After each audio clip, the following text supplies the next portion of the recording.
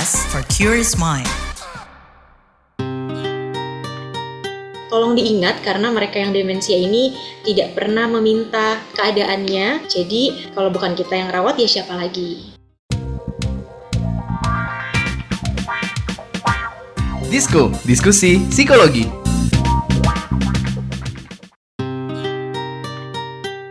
Hai teman KBR, selamat datang kembali di podcast Disko, diskusi psikologi persembahan KBR Media. Kembali denganku, Mahari, dan seperti biasa di awal aku akan selalu ingetin teman-teman, jangan lupa buat jaga kesehatan mental, karena kamu sepenting itu. Nah, di episode kali ini kita akan ngebahas topik yang sangat dekat dengan kehidupan kita, dan juga kehidupan banyak keluarga ya, yaitu menjadi caregiver untuk lansia. Caregiver lansia ini adalah sosok yang merawat dan mendampingi orang tua atau anggota keluarga lanjut usia dengan penuh cinta dan perhatian. Namun sebenarnya di balik kasih sayang itu, gak jarang loh peran ini juga menghadirkan tantangan yang gak mudah. Kayak gimana ya kira-kira? Nanti itu akan kita bahas, kita akan menggali bagaimana seorang caregiver bisa tetap menjaga kesehatan mentalnya. Gimana dia bisa tetap merasa bahagia, bisa tetap menjaga keseimbangan diri, dan juga mengatasi titik jenuh ataupun tantangan-tantangan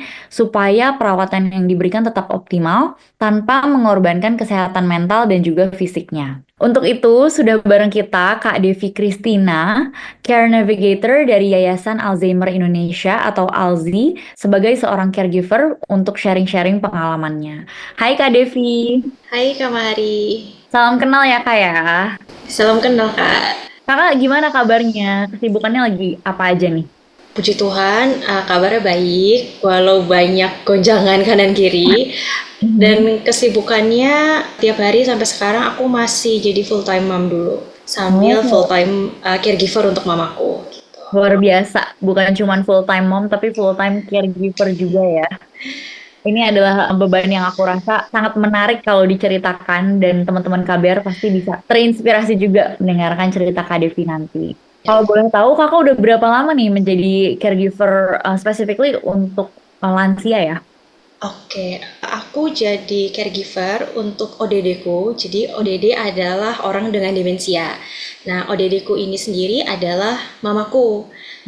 Aku mulai merawat mamaku ini dari sebenarnya 2018 akhir.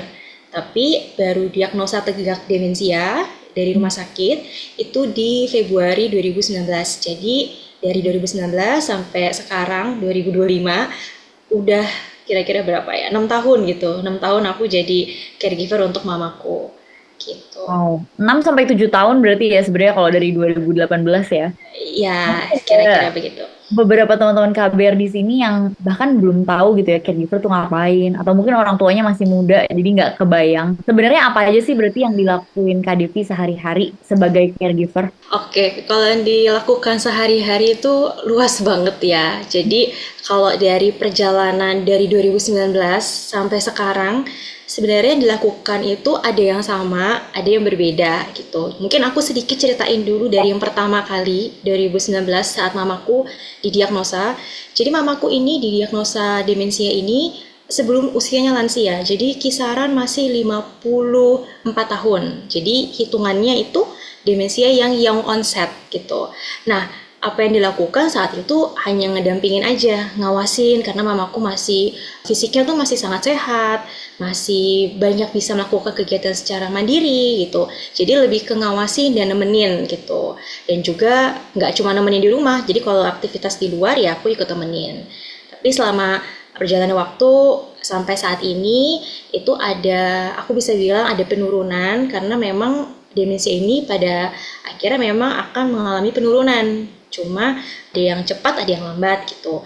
Nah saat ini mamaku ada mengalami penurunan, banyak sekali aktivitas yang dia lakukan ini nggak bisa dilakukan secara mandiri. Jadi dia butuh dibantu. Seperti makan, itu dia butuh dibantu. Makannya gimana sih? Jadi kayak makannya itu disiapin makannya, kadang disuapin, dikasih tahu ini loh makannya mama gitu. Sama halnya seperti mandi. Dulu mamaku suka sekali mandi. Kalau mandi bisa sehari bisa sampai 5 kali gitu kan. Apalagi awal-awal diagnosa demensia. Kalau sekarang mamaku ini kalau mandi sulit. Jadi sampai kamar mandi biasanya hanya bengong, diem gitu. Nah jadi yang dibantu adalah ya seperti kita mandiin anak kecil gitu ya, benar-benar mandiin, dibantu, disiramin, sabunin, disampoin dan segala macem gitu. Kalau mau pipis, pi atau pup itu juga ditemenin ke kamar mandi karena dia sudah kebingungan, dan lain-lainnya itu lebih ke temenin, ajak ngobrol, ajak main, ajak nyanyi-nyanyi. Jadi kurang lebih gambaran sehari-harinya seperti itu. Wow, jadi memang untuk melakukan fungsi-fungsi mandi, makan, apapun itu sebenarnya jadi butuh didampingi dan ditemenin, dan kalau sampai mandi tuh perlu dimandiin ya, Iya, udah betul. perlu dimandiin. Dan tadi Kak Devi sempat ngomong itu basically udah kayak kita mengasuh anak-anak aja gitu ya, mengasuh balita mungkin lebih tepatnya. Iya, betul. Kak Devi sendiri juga full time mom kan ya? Iya. Jadi ini double-double nih kayaknya nih Kak. Iya, aku full time untuk anakku yang masih bayi, tapi masih di bawah 6 bulan. Mamaku baru usia 60 tahun, jadi aku seperti mengasuh dua bayi, bayi versi kecil sama bayi versi di tubuh dewasa gitu. Luar biasa banget ya. Maksudnya kebanyakan orang ketika punya bayi di bawah 6 bulan pun udah overwhelmed dengan itu, tapi kakak ada mama juga yang perlu kakak bantu. Ini kalau ngomongin caregiver pasti nggak jauh-jauh akan ditanya. Caregiver tuh pernah ngalamin burnout nggak sih? Karena kadang-kadang kita ngurusin pasangan kita, anak kita, orang tua kita baru beberapa hari aja ketika mereka sakit itu udah ngerasa kecapean dan kelelahan banget. Meanwhile ada Kak Devi di sini yang udah hampir 7 tahun melakukan ini dan di 6 bulan terakhir punya baby juga ya. Jadi Iya. kira-kira gimana tuh Kak? Kakak pernah ngalamin burnout nggak? Wah, kalau ditanya pernah ngalamin burnout atau apa enggak, pasti pernah. Jadi di setiap fase-fase dari 2019 sampai sekarang itu ada fase burnout yang berbeda gitu. Kalau dulu pertama banget aku burnoutnya karena apa ini demensia? Aku clueless tentang demensia gitu. Terus aku pun butuh waktu 1 sampai 2 tahun untuk bisa terima keadaan mamaku yang demensia. Karena sejujurnya untuk menerima keadaan demensia ini berat untuk aku dan banyak caregiver. Kalau di keluargaku ada figur mama yang hilang. Jadi secara nggak langsung kalau aku sempat konseling sama psikolog, aku yang secara nggak langsung gantiin figur mamaku menjadi ibu di rumah untuk papaku dan adikku, aku juga sendiri gitu. Jadi dengan aku merasa figur mama yang hilang, aku jadi ibu, aku merasa burnout saat itu. Pun saat setelah menerima, ada fasenya di mana adikku, papaku masih denial sama demensia karena mungkin saat itu mereka belum teredukasi dengan baik gitu ya. Jadi masih ini rasanya pikun aja deh, bukan demensia, karena kan pikun dengan demensia itu beda sekali gitu. Nah, terus setelah sudah menerima, sudah teredukasi, ada lagi fase burnoutnya, kelelahan mendampingi ODD, merasa left out, kehilangan diri sendiri gitu. Dan kalau sekarang burnoutnya tentu karena double ya, aku jadi kayak kelelahan gitu sebenarnya sehari-hari, urus baby, urus juga mamaku gitu. Ini dengerin cerita Kak Devi aja aku kayak sambil ngangguk-ngangguk dan geleng-geleng gitu, kok bisa seorang Kak Devi. Dan Kak Devi pun mengalami burnout bukan cuma sekali, tapi beberapa kali ya Kak. Dari waktu ke waktu beda gitu jenis burnoutnya. Dan aku rasa itu wajar banget untuk seorang Kak Devi mengalami burnout karena secara fisik tuntutannya lumayan berat, mandiin, mungkin harus bawa mama dan segala macem. Terus secara emosional harus sabar banget gitu ya. Harus benar-benar tarik nafas, iya lakuin lagi, senyum, ajak ngobrol lagi. Meski mungkin banyak banget hal yang sebenarnya menyebalkan gitu ya untuk Kak Devi, tapi akhirnya harus ditahan dulu. Dan tadi Kak Devi sempat cerita juga kayak ngerasa ketinggalan atau ngerasa sendiri. Itu juga suatu hal yang sering banget menyebabkan burnout ketika kita mengisolasi diri, kita kurang punya waktu untuk diri kita sendiri, dan akhirnya karena kita nggak connect sama diri kita sendiri, kita jadi kayak ngerasa nggak kenal gitu. Kita tuh sebenarnya siapa sih? Karena kita kehidupannya sehari-hari itu seakan-akan hidup untuk orang lain. Aku juga suka banget Kak Devi bercerita bahwa peran Kak Devi ini nih kayak bertukar gitu sama mama. Selain tadi Kak Devi yang perlu mengambil peran mama, tapi kan jatuhnya Kak Devi sama mama juga tukar tempat ya. Kayak seakan-akan Kak Devi yang jadi mamanya, mama yang jadi anaknya Kak Devi. Itu Iya, betul. gimana Kak rasanya? Kalau ditanya rasanya, aduh sedih. Cuma mungkin sedihnya udah terlewati ya. Aku jadi merasa ada peran jadi mama itu jauh sebelum aku menikah, sebelum punya anak. Dan saat itu kan aku nggak siap. Gimana ya rasanya kita jadi punya peran baru tanpa kita punya kesiapan. Itu kan wah banget gitu ya. Jadi saat itu jangan ditanya gimana rasanya, pasti sedih banget dan bingung gitu. Marah iya, tapi marah sama siapa gitu. Mau kesel iya, nangis dan lain-lain gitu. Dan sekarang kayak terbalik ya, aku jadi mama juga, tapi ya porsinya aku juga masih anak untuk mamaku. Ya rasanya luar biasa juga gitu. Biasanya gimana cara kakak ngenalin kalau oh ini udah tanda-tanda nih kayak mau burn out nih? Oke, kalau tanda-tanda aku mau burnout adalah aku lebih mudah marah gitu. Kalau di aku sendiri, aku mengenali aku mau burnout itu mudah marah, terus jadi tentu lebih apa ya, sensi gitu ya. Kayaknya kesenggol dikit nggak bisa nih gitu. Jadi lebih ngomel dan tiba-tiba mudah nangis gitu. Kalau aku ada dua hal itu, aku ngerasa oh oke, aku berarti lagi kelelahan, lagi sangat-sangat kelelahan gitu. Entah mungkin kelelahannya agak beririsan memang ya antara ngurusin ODD-ku, mamaku, atau dengan bayi gitu. Tapi karena di situasi dan aku tinggal di rumah yang sama juga, ada mamaku dan babyku, jadi kan itu kayak apa ya, dua hal yang memang berbarengan gitu.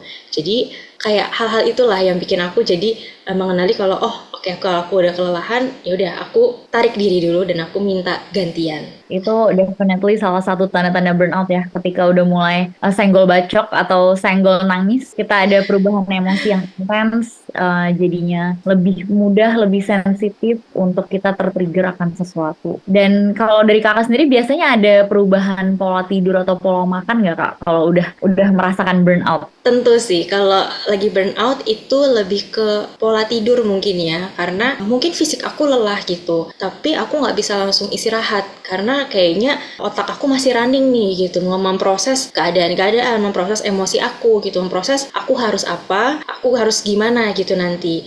Jadi pastinya pola tidur aku berubah, biasanya jadi lebih semakin larut tidurnya, bangunnya bisa lebih awal atau bahkan bangunnya bisa agak lebih kesiangan. Terus juga pola makan, sebenarnya kalau pola makan sih tiap hari ya pasti beda-beda ya. Kadang kalau harinya dirasa lagi indah, mamaku lagi suasananya good mood ceritanya, babyku juga lagi oke kan, tapi kalau baby memang begitu terus ya, maksudnya nggak ada rewel-rewel, rasanya pola makan aman banget. Cuma kalau tiba-tiba mama lagi harinya buruk, tiba-tiba kok bad mood ya gitu. Jadinya kayak banyak yang bergeser ketunda, ngaruh juga ke pola makan. Dan kalau aku baca-baca dan dari klien-klienku ya Mbak, biasanya kalau lagi burnout tuh suka juga ada perasaan-perasaan tidak berdaya atau perasaan putus asa, bahkan mempertanyakan diri gitu, kayak ngapain sih aku kayak gini, buat siapa sih aku kayak gini. Itu Mbak pernah nggak ngalamin kayak gitu? Pernah, pernah banget. Walaupun aku udah 6 tahun merawat ODD-ku pun, aku bisa bilang sampai sekarang kadang ada waktunya kalau aku kelelahan, aku pun bertanya-tanya, kenapa sih aku ngelakuin ini gitu? Kenapa aku harus melalui ini? Dan kenapa ya nggak orang lain aja gitu? Hal-hal itu aku tetap masih mengalami gitu. Cuma karena sekarang sudah lebih apa ya, sudah lebih ada pengalaman, sudah bisa melalui hal-hal itu yang sebelum-sebelumnya. Jadi ya tinggal aku tarik diri dulu, aku kayak me time gitu, atau aku berdua sama babyku karena aku nggak bisa ninggalin babyku. Jadi seperti aku dapat me time gitu dari mamaku, ada jeda dari mamaku dulu, itu bikin aku jadi lebih ke recharge dan untuk aku bisa tahu gitu nanti ke depannya aku harus gimana, atau tadi tuh lagi kenapa sih aku dan aku harus lebih bersikapnya tuh gimana. Ini nih, kadang-kadang mungkin teman-teman KBR ada yang relate. Kalau kita lagi banyak banget pekerjaan atau banyak banget tuntutan, kita merasakan kita harus kerja, kerja, kerja, kerja, lakuin, lakuin, lakuin, lakuin. Tapi bener banget yang Kak Devi bilang, justru ketika kita take a break, ketika kita ambil jeda sedikit, itu kita malah bisa lebih produktif, bisa ngebangkitin mood kita. Dibandingkan kita paksain terus gitu ya. Meski udah nggak ada mood, udah nggak ada energi, kita paksain terus, gas terus, tuh malah kita bisa bener-bener burn out yang susah buat bangkitnya lagi. Jadi ketika udah kayak Kak Devi, udah punya indikatornya nih, kayak aku udah mau burn out, aku istirahat dulu deh, aku take a break dulu deh, me time dulu deh. Ini such a good strategi Kak Devi.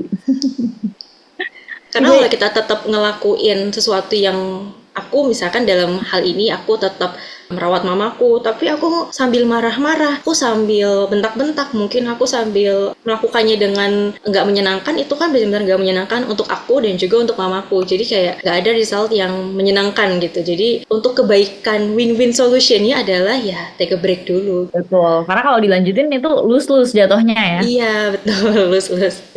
Kakak biasanya ada juga nggak mungkin aktivitas yang kakak sukai atau hal-hal yang biasa kakak lakuin supaya kakak moodnya oke lagi dan burnoutnya juga bisa teratasi? Ada, tentu ada. Jadi kalau dulu sebelum menikah, aku pasti rasanya cara apa ya untuk strategi copingnya aku itu adalah dengan main sama teman gitu, hangout sama teman, ikut komunitas rohani. Aku juga syukurnya punya komunitas rohani yang sangat mendukung aku dan juga komunitas lainnya yang mendukung aku gitu.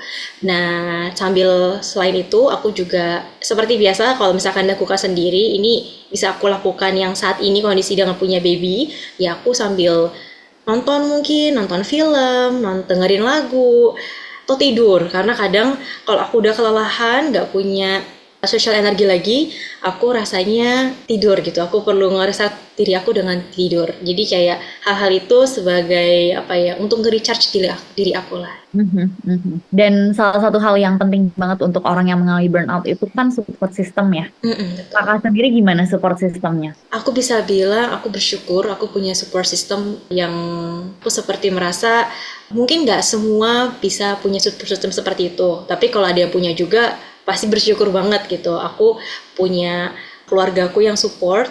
Sebenarnya sebelum aku yang seakan-akan sendiri ngurusin mamaku, itu ada papaku yang selalu support. Cuma dia juga baru meninggal setahun yang lalu. Jadi sebelum dia meninggal setahun yang lalu, itu papaku sangat-sangat membantu aku lah untuk dalam merawat mamaku gitu. Kalau adik aku memang dia punya aktivitas sendiri, jadi aku pun nggak bisa memaksakan dia untuk hands on 100%. Nah, jadi aku punya keluarga inti yang support. Aku juga punya pasangan dari pacar, jadi suami sekarang gitu kan, yang mendukung.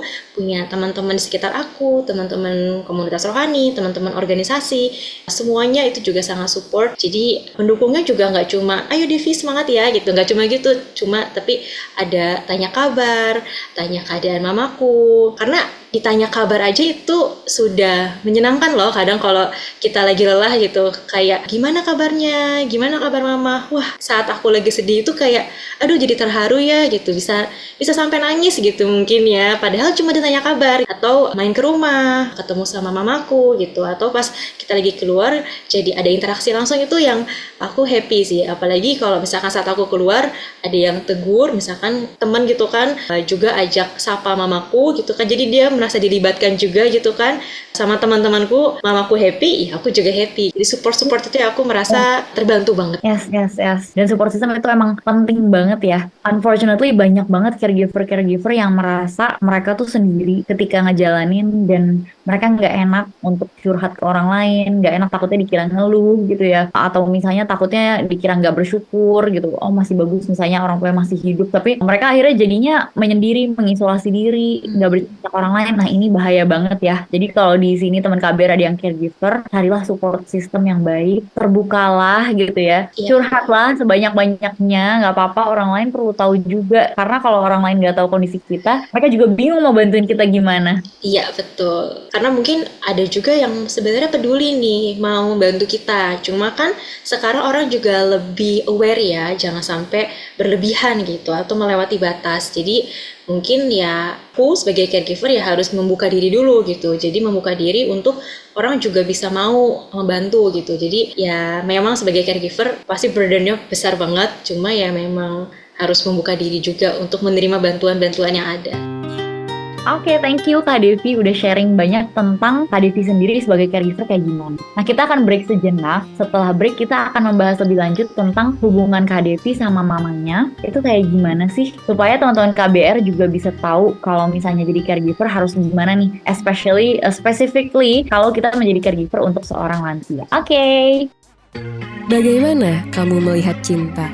Seberapa jauh eksplorasimu soal cinta? Nikah, pacaran, cinta aja nggak cukup gitu. Tapi kalau saya bilang cinta aja tuh cukup. Makna cinta, Cile, aduh. Pokoknya ketika bilang cinta itu gue cuma tahu kalau you fall in love with the person and the complete package of the person ya. Cinta itu bisa menyenangkan, Tapi, cinta itu kadang rumit. Tiap orang punya ragam cerita cintanya.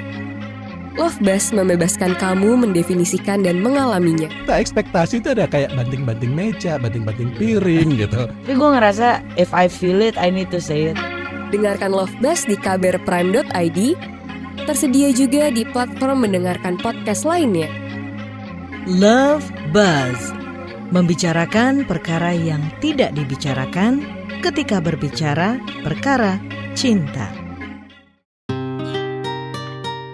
Oke, we're back sama Kak Devi yang bercerita bagaimana sih pengalamannya menjadi caregiver seorang lansia. Nah, sekarang aku pengen nanya sama Kak Devi. Menurut Kak Devi sendiri ya, apa sih yang biasanya bisa membuat lansia, dalam spesifiknya berarti ODD di sini ya, benar-benar bahagia ketika berinteraksi sama kakak? Oke, dalam hal ini ODD-nya adalah mamaku. Pasti yang bikin dia benar-benar bahagia itu yang pertama dia ditemenin.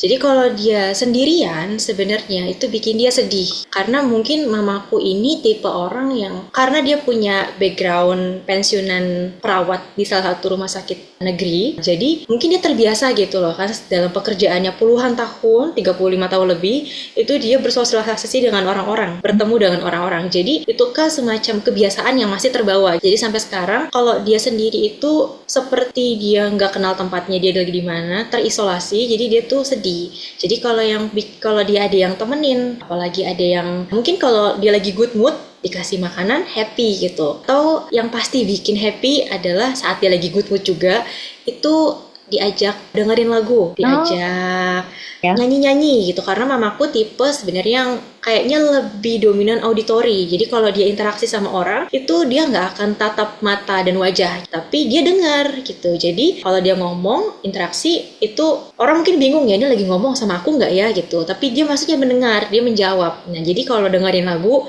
ini membantu untuk dia, untuk mamaku, jadinya dibikin dia happy. Karena kalau nonton TV, mamaku kurang begitu tertarik gitu. Kalau ketemu sama orang-orang, iya kalau lagi moodnya bagus, dia mungkin tertarik ketemu orang. Cuma kalau lagi nggak bagus moodnya, ya jangankan mamaku, kita aja juga nggak mau gitu kan ketemu orang gitu. Jadi ODD atau lansia ODD ini emang penting banget sebenarnya punya aktivitas bermakna.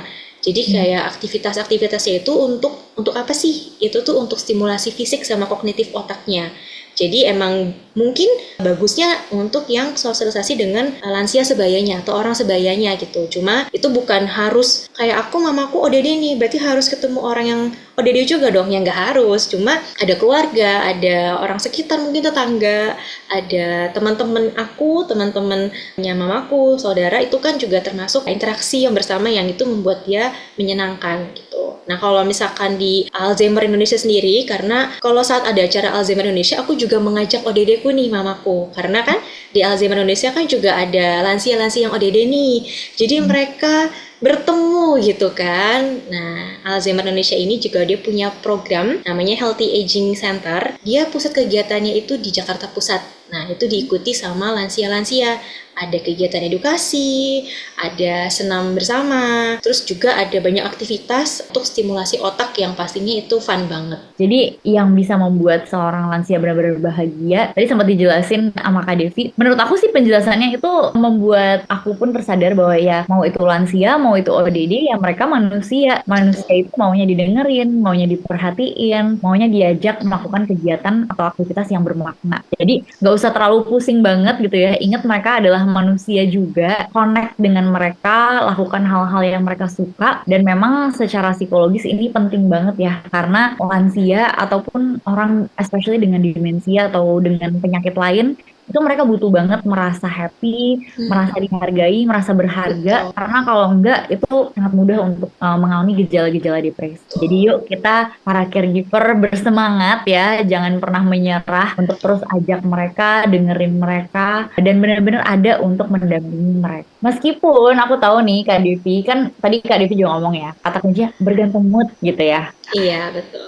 Moodnya ini kan nggak selalu baik ya, namanya manusia juga.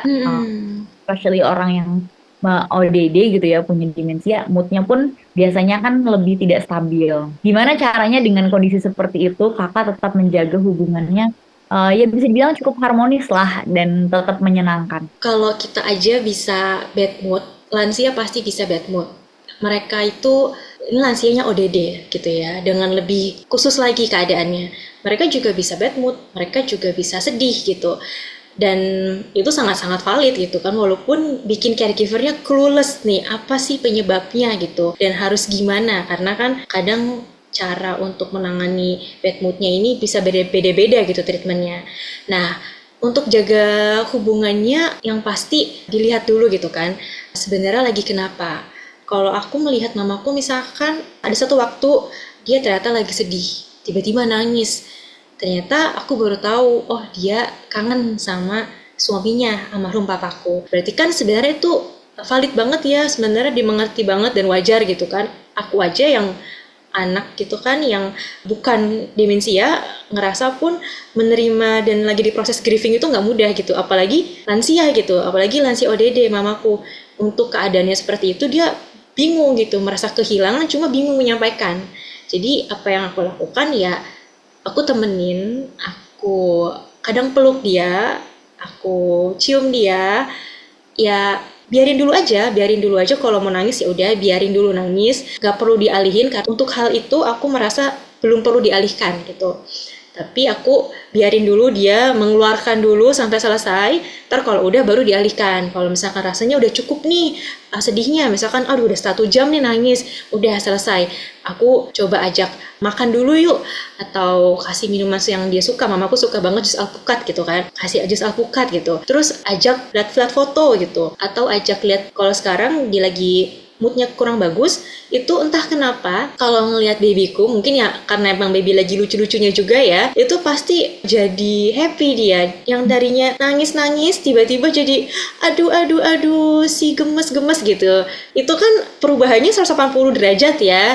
Jadi ya emang mamaku ini butuh ada orang gitu, nggak bisa sendiri. Jadinya ya dikasih apa yang bikin happy, selain ditemenin, dipeluk. Mamaku juga suka cium-cium baby gitu, walaupun aku aja kaget ya, mamaku yang ODD aja tahu nih batasan-batasan dalam mencium baby. Cuma di sini dia tahu nih, oh walaupun dia nggak tahu itu cucunya ya, dia cuma tahu itu baby. Mungkin dia pikir kadang anaknya gitu kan, jadi kayak oh ada baby nih, ada yang bikin aku senang, ada yang nemenin nih. Nah itu yang bikin dia happy. Nah hal itu juga jadinya aku sering sehari-hari aku libatin juga nih babyku untuk nemenin opungnya gitu, untuk nemenin. Jadi sambil aku taruh di bouncer untuk aku bisa ngelakuin kerjaan lain sambil aku main sama babyku. Jadi kan win-win ya buat semuanya. Dua-duanya, si bayi besar dan bayi kecilku ini ada temennya gitu, ada interaksinya gitu, yang mamaku yang halo ajak bercanda, nah babyku yang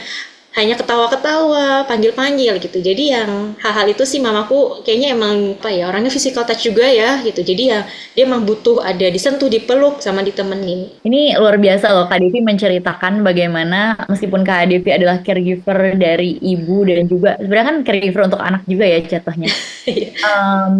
Tapi Kak Devi merasa itu bahkan bisa jadi sesuatu yang win-win gitu.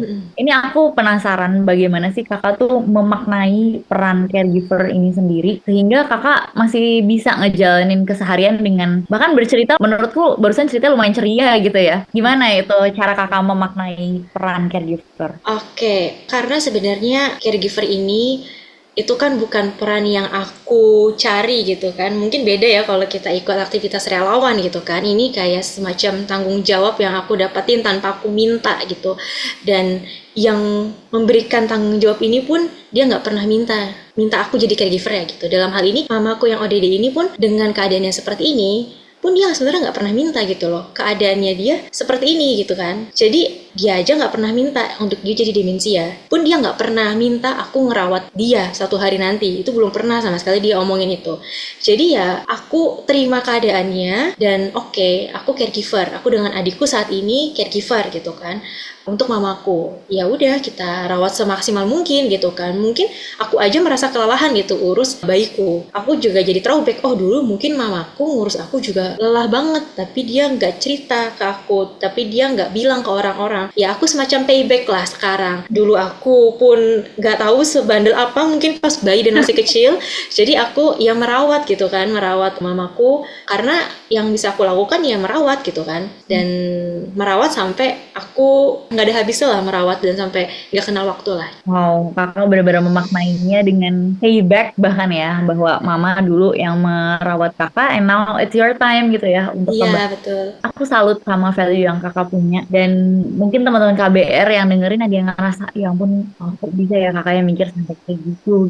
Dan ada nggak terakhir banget pesan atau tips untuk para caregiver lain supaya mereka juga bisa tetap kuat dan tetap bahagia? Ada banget. Mungkin yang pertama adalah tadi aku sempat mention ya sebelumnya, bahwa apabila ada yang punya lansia, ada yang punya orang dengan demensia juga, kita perlu tahu banget, mereka ini nggak pernah meminta mereka jadi demensia. Pun mereka butuh waktu untuk menerima keadaannya. Sampai saat ini mamaku waktu itu pun dari dia yang terbiasa bekerja, dari dia yang terbiasa bertemu dengan banyak orang, dia menerima diri dia dengan demensia itu juga nggak mudah gitu. Ada banyak tangisan-tangisan dan penolakan-penolakan hal itu. Tapi kan itu sudah diagnosa tegak gitu kan.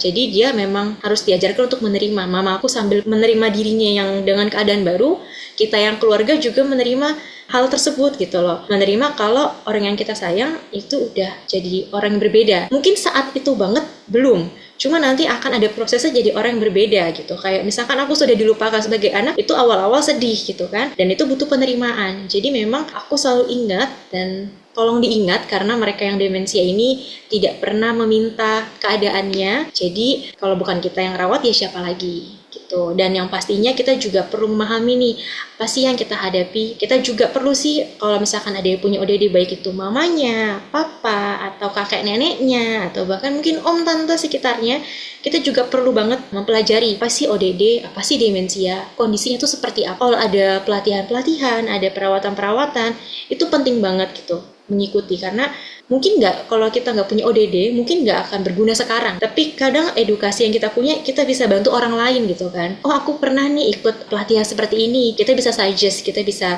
kasih bantuan langsung atau nggak langsung.